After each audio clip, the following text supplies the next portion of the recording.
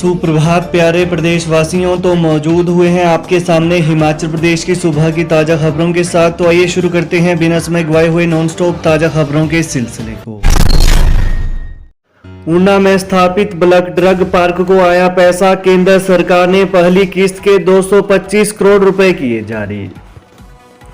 हिमाचल के ऊना जिला में स्थापित होने वाले ब्लैक ड्रग पार्क के लिए पैसा आ गया है। भारत सरकार ने अपनी पहली किस्त के तौर पर 225 करोड़ रुपए जारी कर दिए हैं। अब इस पार्क को लेकर सोशल इंपैक्ट असेसमेंट, सर्वे और इन्वायरमेंट क्लियरेंस के टेंडर पर काम हो सकेगा। पार्क में साइट डेवलपमेंट के लिए उद्योग विभाग अलग से भी पैसा लगाएगा। भारत सरकार ने पहली किस्त के तौर पर 300 करोड़ रुपए जारी करने थे, लेकिन मनी ट्रांसफर में 25% की शर्त के कारण फिलहाल 225 करोड़ ही आए हैं। 75 करोड़ की राशि अलग से जारी हो जाएगी। इस धनराशि से ब्लैक ड्रग पार्क के लिए प्रारंभिक कार्य अब तेज हो जाएंगे। किसानों के लिए बड़ी खुशखबरी, पीएम किसान सम्मान निधि की 13वीं किस्त कल होगी जारी। 13वीं किस्त का इंतजार कर रहे करोड़ों किसानों के लिए बड़ी खुशखबरी है। सरकार ने पीएम किसान सम्मान निधि योजना के लाभार्थियों को होली से पहले 13वीं किस्त जारी करने का ऐलान कर दिया है। वहीं कृषि मंत्री नरेंद्र सिंह तोमर ने पिछले कल एक ट्वीट के जरिए कहा कि प्रधानमंत्री 27 फरवरी कल दोपहर 3 बजे कर्नाटक के बेलगावी से 13वीं किस्त जारी करेंगे। पीएम 13वीं किस्त में 8 करोड़ से अधिक किसानों के खाते में डीबीटी के जरिए ट्रांसफर करेंगे। आपको बता दें कि कर्नाटक के पूर्व सीएम बीएस येदियुरप्पा के जन्मदिन के मौके पर पीएम किसान सम्मान निधि की नई किस्त 13वीं किस्त जारी कर रहे हैं। हिमाचल के कई उच्च शिक्षण संस्थानों में शिक्षा कम नशा बिक रहा ज्यादा, एसपी ने किए सनसनीखेज खुलासे। हिमाचल में नशा उन्मूलन अभियान के शुभारंभ पर पुलिस मुख्यालय में तैनात पुलिस अधीक्षक रमेश झांझटा ने कई सनसनीखेज खुलासे किए। उन्होंने कहा कि प्रदेश के कई उच्च और तकनीकी शिक्षण संस्थानों में शिक्षा से ज्यादा नशा बिक रहा है। उन्होंने यहां तक कहा कि सोलन जिले के एक निजी विश्वविद्यालय में 70% और एक तकनीकी कॉलेज के 80% छात्र नशे के गिरफ्त में हैं। इन संस्थानों में छात्र डिग्री नहीं, नशे की लत लेकर घर वापस लौट रहे हैं। वहीं उन्होंने कहा कि यह बात उन्होंने प्रशिक्षण के लिए सोलन आए पुलिस अधिकारियों ने सामने लाई थी, तब वो जिला सोलन में एसपी पद पर तैनात थे। कहा कि नशे को रोकने के लिए कानून में संशोधन की जरूरत है। चिट्टा के नशे की लत से छुड़ाने के लिए नशे की दवा के इस्तेमाल की मंजूरी देना जरूरी है। अदानी के बाद अब अल्ट्राटेक ने घटाया 41 पैसे माल भाड़ा, ट्रक ऑपरेटरों को मंजूर नहीं।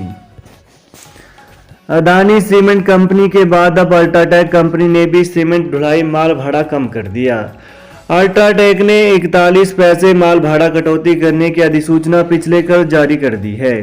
अदानी कंपनी की तरह ही अल्ट्राटेक कंपनी भी अब प्रति किलोमीटर प्रति मीट्रिक टन बड़ी गाड़ी को 9 रुपये 30 पैसे और छोटी गाड़ी को 10 रुपये 30 पैसे भाड़ा देगी। वहीं मैदानी क्षेत्रों में 5 रुपये 15 पैसे ही दिया जाएगा।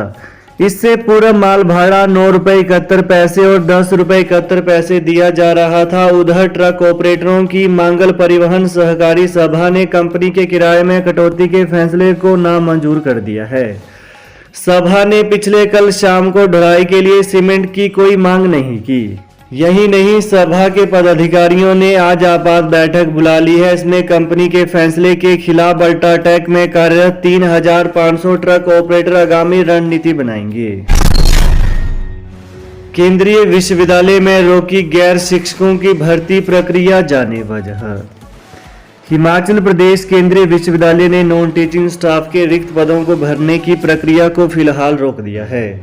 अब सीयू प्रशासन इन रिक्त पदों को भरने के लिए नए सिरे से आवेदन मांगेगा। ग्रुप बी व सी के करीब 23 पदों को भरने के लिए फरवरी माह के पहले सप्ताह में आवेदन मांगे गए थे।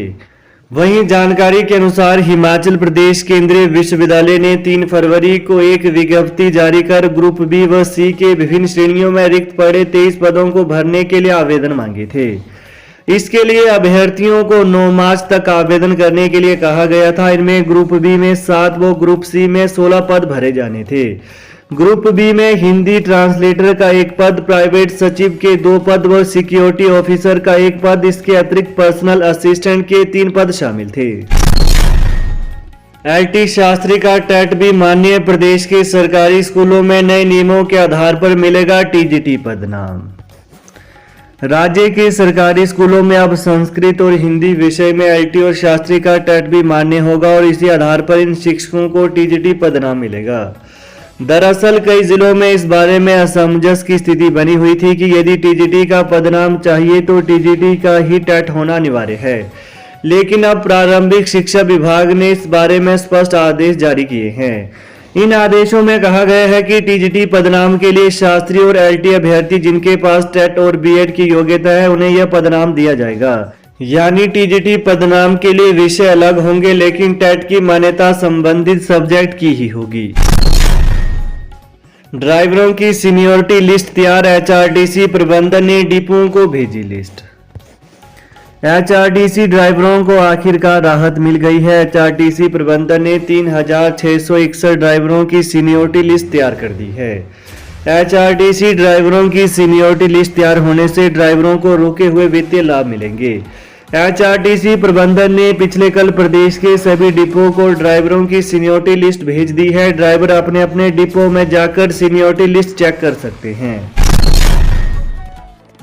हिमाचल सरकार ने नहीं लिया महंगा लोन, ड्रॉप की 700 करोड़ की बिड।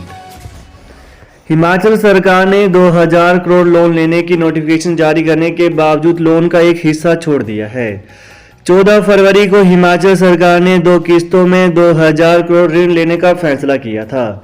इसमें एक किस्त 1300 करोड़ की थी और दूसरी 700 करोड़ की थी। यह इसलिए किया जा रहा था ताकि रीपेमेंट के लिए शेड्यूल बनाया जा सके। 1300 करोड़ रुपए का लोन 15 साल की अवधि के लिए राज्य सरकार ने ले रही थी और 700 करोड़ का लोन 9 साल की अवधि के लिए लिया जा रहा था। वहीं आपकी जानकारी के लिए बता दें कि दरअसल मार्केट के असंतुलन के कारण लंबी अवधि के 1300 करोड़ रुपए कम ब्याज दर पर मिल गई, लेकिन 700 करोड़ के लिए इंटरेस्ट रेट ज्यादा था। इस कारण राज्य सरकार ने आखिरी वक्त में 700 करोड़ की धनराशि को ड्रॉप कर दिया। इस वित्त वर्ष के आखिरी महीने मार्च में अब राज्य सरकार को ज्यादा लोन लेना होगा। फरवरी में छोड़ी गई 700 करोड़ की धनराशि को मार्च के महीने में दोबारा उठाने की कोशिश होगी, लेकिन ब्याज दर फिर से एक मसला रहने वाला है। मार्च में ही बजट सत्र है जो 14 मार्च से शुरू होगा। इसमें 17 मार्च को मुख्यमंत्री सुखविंदर सिंह सुक्खू अपना पहला बजट पेश करेंगे। वहीं बजट में कर्मियों के महंगाई भत्ते या वेतन आयोग एरियर को लेकर भी कोई घोषणा हो सकती है। इसी कारण सरकार लोन के जरिए कोषागार में संतुलन बनाना चाहती है ताकि ऐसी घोषणाओं के वित्तीय भार को झेला जा सके। ओल्ड पेंशन पर हिमाचल का होगा अपना मॉडल, कैबिनेट मेमोरेंडम तैयार करने की हो रही बैठकें।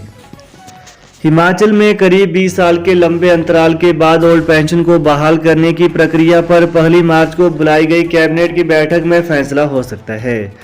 मुख्य सचिव प्रबोध सक्सेना की वित्त विभाग के अधिकारियों के साथ रोज बैठकें हो रही हैं। इनमें कैबिनेट मेमोरेंडम फाइनल करने से लेकर स्टैंडर्ड ऑपरेटिंग प्रोसीजर यानी एसओपी जारी करने के ड्राफ्ट पर चर्चा हो रही है।